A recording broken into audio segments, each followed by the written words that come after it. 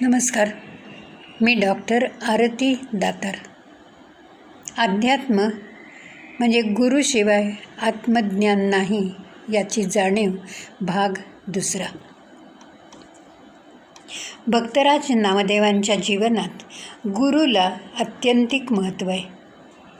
विठुमय झालेल्या या भक्तराजाला गर्व झाला होता. माझ्यासारखा भक्त मीच या मोठेपणाच्या भावनेमुळे नामदेव इतरांचं मोठेपण मान्य करेनासे झाले.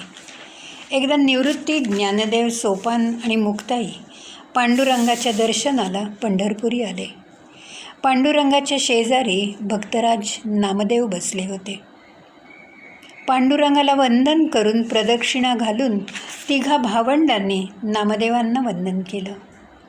उठले ते ज्ञानेश्वर, केले वंदन, मस्तकी चरण वंदियले. नामा म्हणे आम्हा वडील अधिकारू, यासाठी नमस्कारू योग्य आहे. भक्तराज नामदेव साधकावस्थेत असल्यामुळे अहंकाराची भावना त्यांच्या मनात होती. काय वंदुमी तयांचे चरण, अंगी परब्रह्म मजपाशी. निवृत्तीनाथांनी धाकट्या मुक्तीला नामदेवांना नमस्कार करायला सांगितलं, पण तिने नमस्कार केला नाही. नामदेवांचा थोरपण माहीत असूनही ती नमस्काराला तयार झाली नाही. तिला नामदेवांचा अहंकार अजिबात आवडला नाही. ती त्यांच्या दर्शनाला सुद्धा थांबली नाही. म्हणे मुक्ताबाई चंदनाचे झाड, अहंता सर्पवेढे गुंडाळिले. मुक्ताई वयाने लहान असली तरी तिचा पारमार्थिक अधिकार खूप मोठा होता. ती अत्यंत परखड होती. भक्त या नात्याचा अहंकार झाल्यामुळे आपल्या ज्ञानी पण अतिनम्र भावंडांना नमस्कार न करणाऱ्या अहंकारी नामदेवांना ती असं म्हणाली, अखंड जयाला देवाचा शेजार, कारे अहंकार नाही गेला.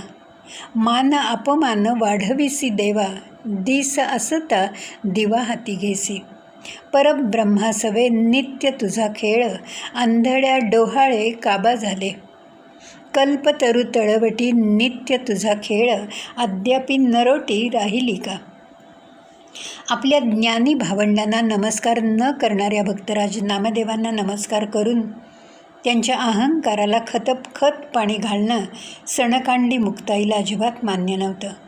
नामदेवांचं गर्वहरण करण्याची तिने प्रतिज्ञा केली. मुक्ताईने नामदेवांना अंतरीचा कोरा गुरुविण असं म्हटलं आणि नामदेव अस्वस्थ झाले.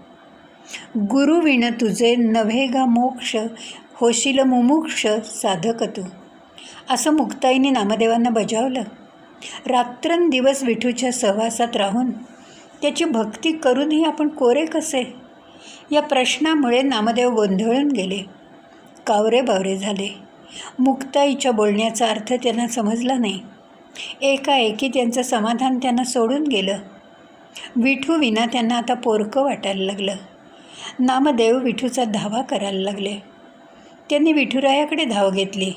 मोठ्या कष्टी मनाने तक्रारीच्या सुरात ते विठुरायाला म्हणाले, ज्ञानदेवे मज पाठविले कोरे, जुनाट म्हातारा जाळो आला.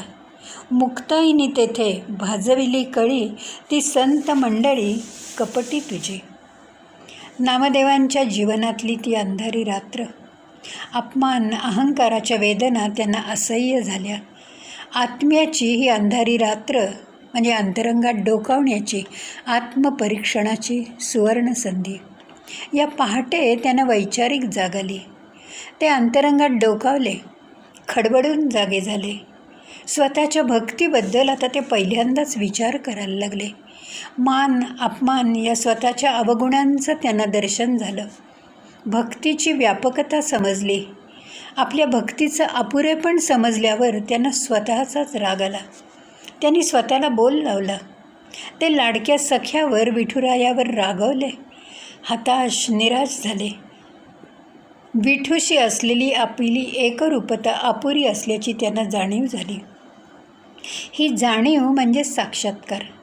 या अपुरेपणामुळे राग, लोभ, मत्सर, मान, अपमान या वासना डोकं वर काढतात. या सगळ्याची कारणं आपल्या आत आहेत, बाहेर नाहीत, हे नामदेवांना त्या क्षणी समजलं.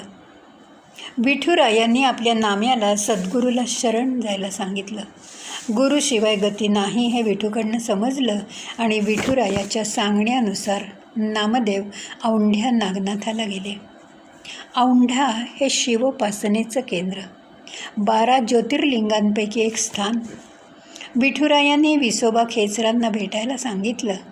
नामदेव औंढ्या नागनाथाच्या देवळात गेले तेव्हा एक विलक्षण दृश्य त्यांना दिसलं. साधूसारखी दिसणारी एक वल्ली आरामात शंकराच्या पिंडीवर पाय ठेवून खुशाल झोपून गेली होती. त्या वल्लीचं शरीर व्याधींमुळे जर्जर झालं होतं. अंगाला दुर्गंधी येत होती.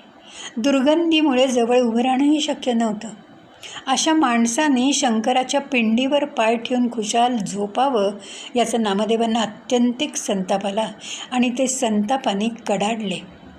उठा उठी प्राण्या आंधळा तू काय, देवावरी पाय ठेविले.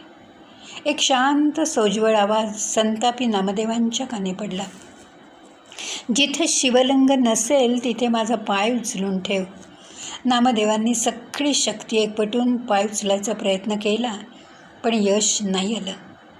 ती व्यक्ती मोठ्या आश्वासक सुरात नामदेवांना म्हणाली, अरे नाम्या, तुझा तो देव, तुझा पांडुरंग अवघ्या विश्वात भरून राहिलाय.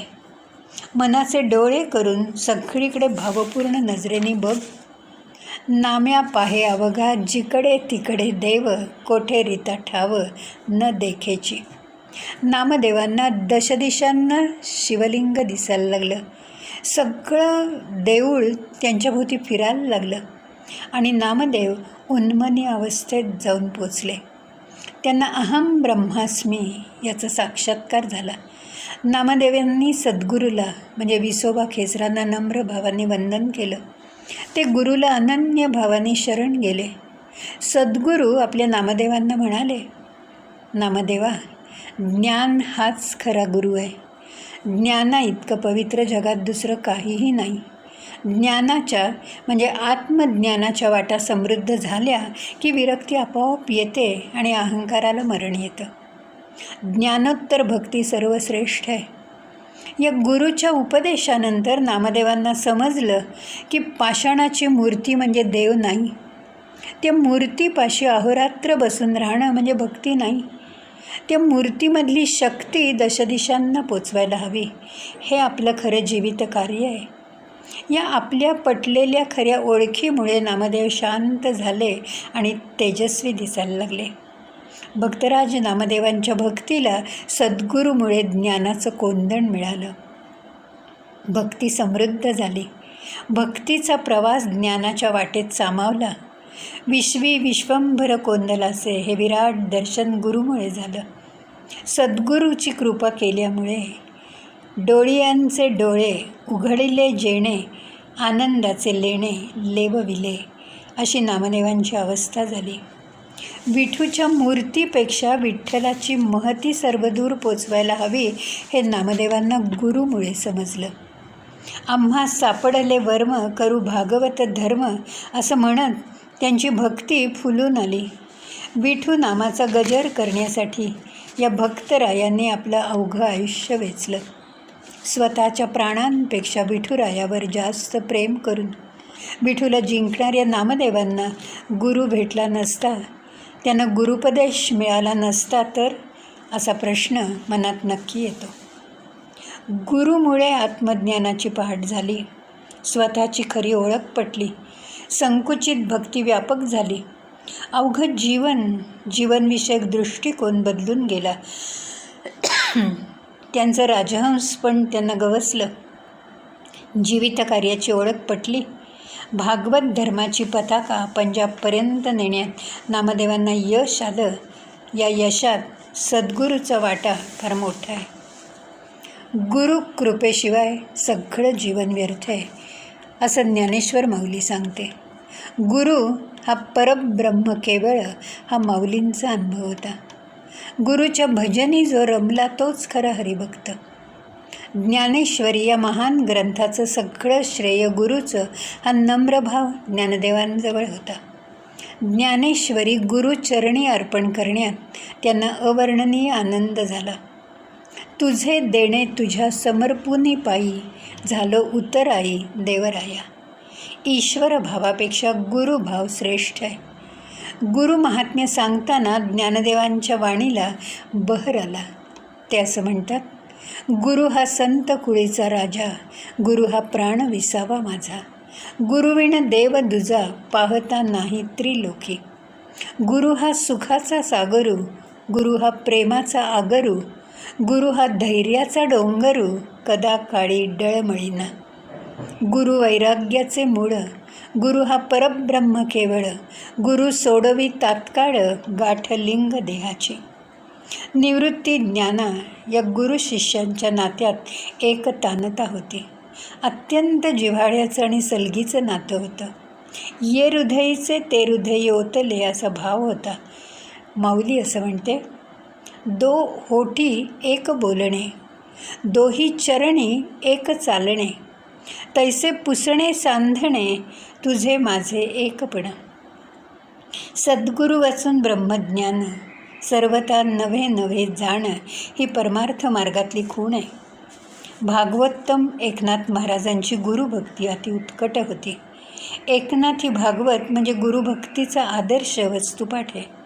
शांत रसाप्रमाणेच गुरुभक्ती हा स्वतंत्र रस भागवतात अवतीर्ण झालेला आहे.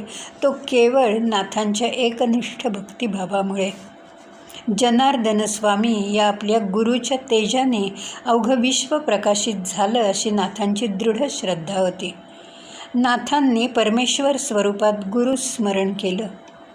गुरु आणि परमात्मा यांचा अद्वैत नाथांना अभिप्रेत असल्यामुळे गुरु परमात्मा परेषु असं ते म्हणतात. गुरु परमात्मा परेषु, ऐसा ज्याचा दृढ विश्वासू. एका जनार्दनी गुरुदेव, येथे नाही बा संशय. सद्गुरू आणि सत्शिष्य या दोघांचं महत्त्व समर्थ रामदास स्वामींनी सांगितले. समर्थ असं म्हणतात, सद्गुरूंनी देव मोठा, जयास वाटे तो करंटा. गुरुदेवासी बराबरी, करीतो शिष्य दुराचारी. सद्गुरु विना सत्शिष्य, तो वाया जाण विशेष.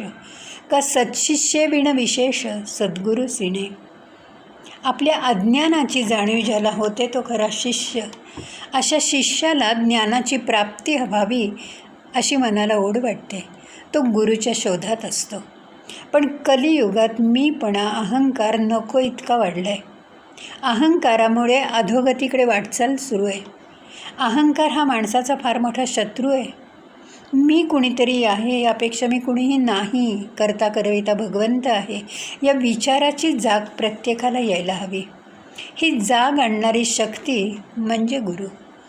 जीवनात शाश्वत आनंदाची गरज वाटायला लागली की गुरुची महती आपल्याला समजते. प्रपंच कडू वाटायला लागला की शिष्य व्हावंसं वाटतं.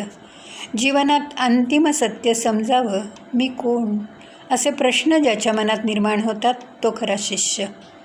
अहंकार जाण्यासाठी गुरुची नितांत गरज आहे. गुरुच्या सहवासात शिष्याला स्वतःची खरी ओळख होते. जिथे आपल्या मनाचं पूर्ण समाधान होऊन चित्त निर्विषय होतं तो आपला गुरु. गुरु सहवासात प्रेयसाकडून श्रेयसाकडे जावंसं वाटायला लागतं. गुरु हे एक तत्त्व आहे, ते एक ध्येय आहे, शक्ती आहे आणि जाणीव आहे. प्रत्येकाला व्यक्तीच्या रूपात गुरु भेटेल असं नाही. संत वचन, संत चरित्र, सद्ग्रंथ हे गुरुच आहेत. ते दिशादर्शक आहेत. कलियुगात नाम हे गुरु आहे. नामभक्ती ही गुरुभक्ती आहे. जेथे नामाचे स्मरण तेथे माझे वसतिस्थान, अशी ग्वाही स्वतः भगवंतांनी दिलेली आहे. भगवंताचं नाम हे सगळ्या सुखाचा आगर आहे. आनंद प्राप्तीचा ध्यास असलेल्या विश्वमनाला नाम हाच खरा गुरु आहे.